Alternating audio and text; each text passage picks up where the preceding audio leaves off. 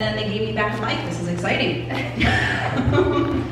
All right, so first, this time I am going to go more into my actual father and parents and whatnot. Last time I didn't quite go super in depth with my own mom. But so, I had a Nonno Vincenzo, he was my grandpa. And he found Christ when he was already married and he already had kids. And my mom was one of 10 kids, and she was the 8th one in there. And so she, when she was super young, did not know who Christ was. But once my Nonno Vincenzo, when he found Christ, he said, my family is going to come, and they're going to find Christ too. And so he brought them to church diligently. I heard about how his wife was not super happy about that, but she went anyway because her husband wanted to go. And eventually she came around, and the kids came around, and he passed away when my mom was 18 years old. And he left her with the foundation of Jesus. And my own dad, who I would call Pa or Papa, or if I really, really wanted something from him, I would go, Daddy, I love you, and then ask him for whatever I wanted. But that father of mine, he was a really hard worker. He only had a 6th grade education from Italy, and he took himself and he came to America. He learned a trade, and then he opened a business, Capuano Auto Body Shop. It's still even running to this day. My brother, he is the one that's keeping it going right now, my oldest brother. And so my early childhood was definitely me waking up just in time to watch him walking down the stairs and give him a kiss goodbye. And then I would usually not really see him for the rest of the day. So I got my goodbye kiss, and then I always remember every time we ate, we would pray for my dad, and we would pray that he would be safe at work and that he would come home safely, and I would get to see him again when we woke up, or when I woke up because I was little. But then, my unique experience with my father in my life, because I'm the youngest of 4, and my brothers, to give it a little example, my oldest brother, my mom was 21 when she had him, and then she was 41, around 41 when she had me. So my dad started off like 25 having kids, and then by the time I came around, he was like 46 or something like that. So I was a surprise. Hi. And so I got to have a unique experience that my dad got retired when I was relatively early, very young. And so I got to see him drive my mom insane when he was home.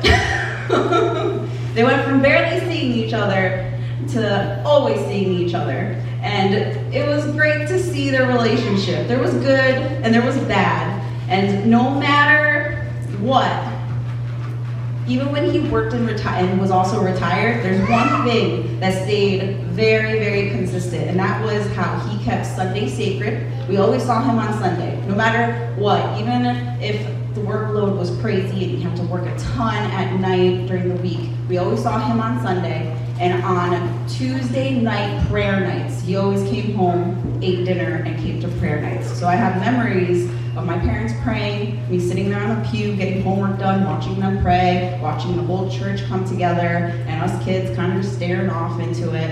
And but I grew up with that, and how he definitely put that first all the time.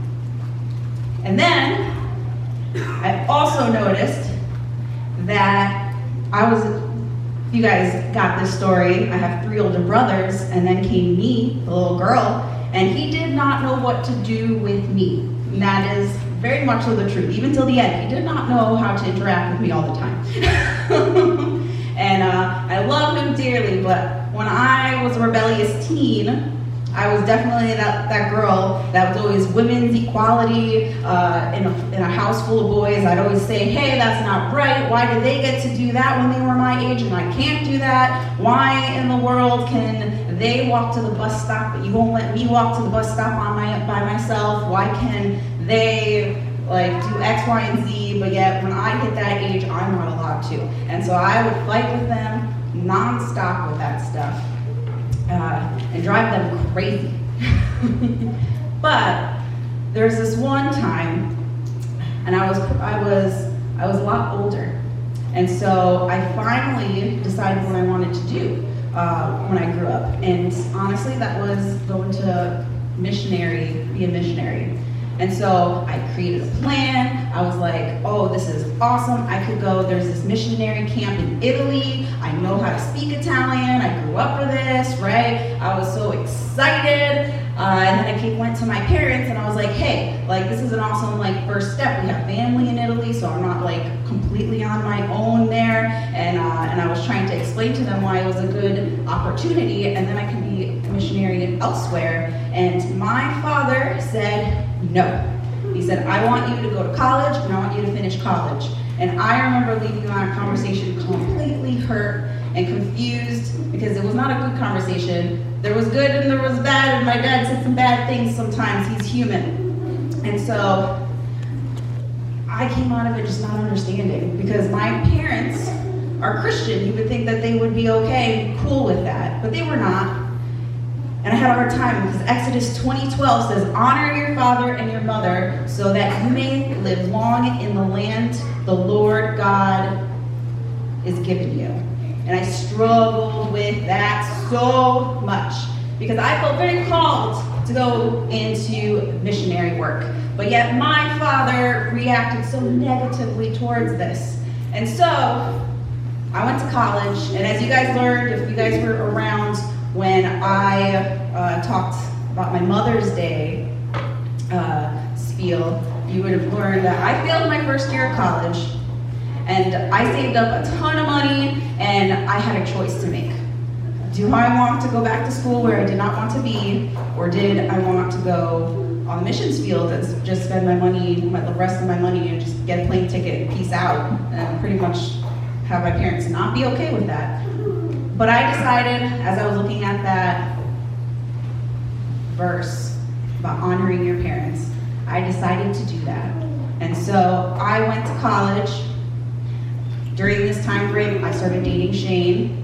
I graduated with my class, so I did 4 whole years of college and 3, and then I got married after. And then 1 year later, after I got married, after all these things went in place because I went to college and honored my parents, 1 year later, my dad passed away. And when he passed away, I got to look at his Bible, which I didn't really look at until he passed away because he tried to keep it sacred. It was his. And I saw how much he would read it, and he would mark it every single time he read it, where he was, and he would write down his struggles and how he was improving, and he just worked really, really hard. Even though he had that 6th grade education, and he was not the best of a reader, he still read it, he still worked hard. And so, even though by honoring my dad and my mom made my life a little harder, in the end, I was very, very happy that I honored them. He left me with a relationship with Christ, and I appreciate that so much. Some statistics here that you've probably heard is that a mother, if they come to Christ in a family that has no one who has come to Christ, there's a 17 to 27% chance of that family all coming to Christ. If a father comes to Christ, there's a 93% chance that family will come to Christ. So dads, you guys are very important. Do not sell yourself short. Kids look up to you.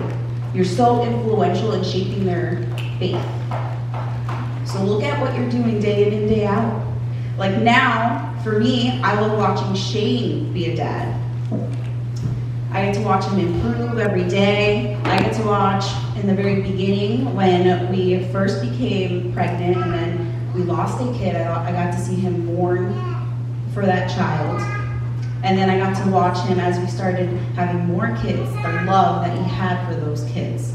And just how there was ups and downs, but he was always trying to point them towards Christ. And I get to see him, he does devotionals with them, he's always talking to them, he answers all of Joshua's a million questions that he has, even when it's late at night and it drives me crazy, because I want him to sleep. But he's a very good dad.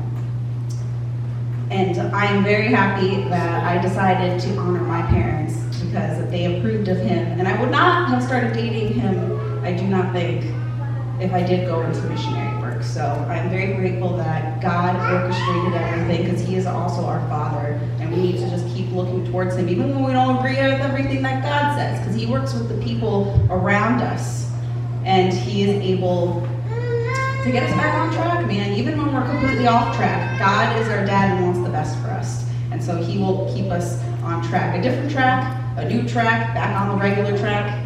It's all good. And now I'm going to give you to live. And I'm sorry how much I'm talking. Thank you, Maria. It's always good to hear stories of other dads. Like she said about those statistics, those are pretty staggering numbers. Like 93% is a big number for families to come to Christ. So dads, you guys are so valuable in our lives.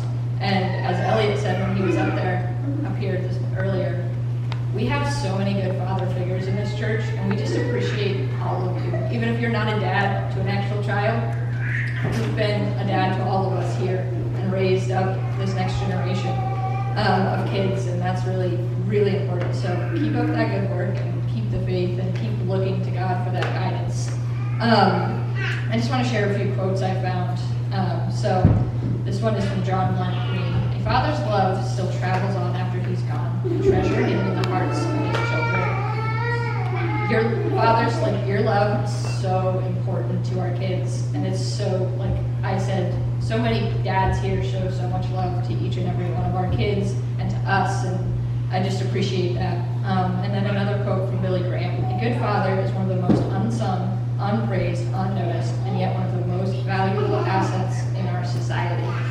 Really, fathers hold our society together, and they're seriously important. So just want to honor you guys and thank you for all the things that you do in our lives. And I'll just talk a little bit about the specific fathers in my life that have really set me up. So I grew up across the street from my grandparents. I was a very lucky kid. Every morning I'd wake up at 6 a.m. and, hey, can I go to Mom and Papa's house? I want to go have breakfast. And, oh, just wait until the newspaper is gone. If the newspaper's gone, they're awake and they're ready for you to come over. So I'd sit and bounce or go out on the trampoline, find something to do for a little bit until I saw that newspaper go. And then I ran over to my Mom and Papa's. And I got to sit with Pop-Up every day, have breakfast in the mundane. It was just one of those people that was a beacon in my life that really stood out. And he raised, obviously, my dad and my aunts and uncles and did a fantastic job always pointing everybody back towards Christ. So I've always appreciated him. And my dad, obviously, he's been a pillar in this church, but he's really been a pillar in my life. I've always been daddy's girl kind of thing. Everybody, I think, kind of knows that around here. But he's just always been Christ-centered, always leading from that wisdom, and it's always just so appreciated that I can call Dad whenever I need something or just need to talk. So thanks, Dad, and appreciate you always. And then, like Maria said, I've now got to watch Elliot blossom into a father, which is super cool. When you pick a spouse, wasn't the first thing on my brain always about him becoming a dad, but now that he's become a dad, it's the coolest thing to watch. He just loves so hard.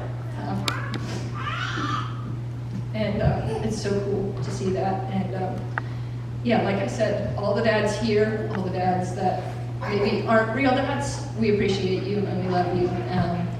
And we just want to invite everybody up that's a dad. We have a little gift for you, and I want to pray for you while you're up here. So if all the dads want to come forward and grab a snack, and then please just stay here for a minute so I can pray over you guys.